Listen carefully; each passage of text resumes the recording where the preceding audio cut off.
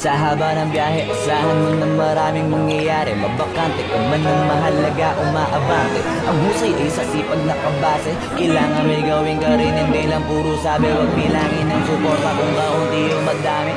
Tandaan walang nag-umpisa sa kalahati. Mag-artista ka kung plano mong umarte. Kung hanap mo iswerte, umapak ka sa tae. Sinasabi ko lang yung mga bagay-bagay para di na bago pag natumba ka. Kasi pag papunta ka pa lang ay magdududa ka sa una. Kasi may resulta lang kapag nandunta ka.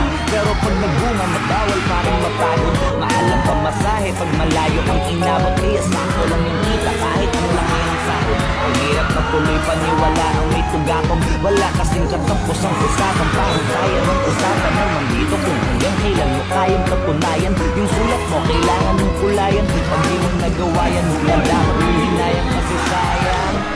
Di ko pinangarap makilala, ginawa ko lang yung ginawa. Paulit-ulit parang sirang plaka. Hindi ako nawalan ng gana, lalo akong naniwalang may ginhawa. Pag kinagat na kami ng masa, tama ang sabi sa hula, sa taas nakakalula. Pero pag nasa baba, kami nasa takas, gusto na makuha. Karamihan sa gumat, gamit ang salitang para sa kultura. Nakakaduda, kadalasan sila tong halata na gutom na sa bunga. Iba na ang panahon, di ka na dapat ganon. Kung wala ka makuha, huwag mo na silipin yung mga unang nakaroon.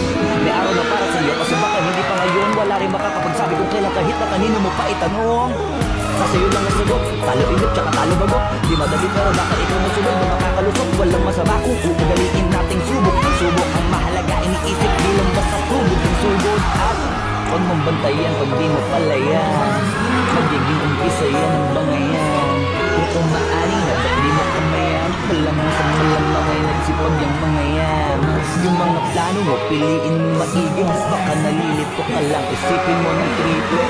Mangarap ka kasi ang sabi nila libre. Mahirap nga lang pero mahalaga posible.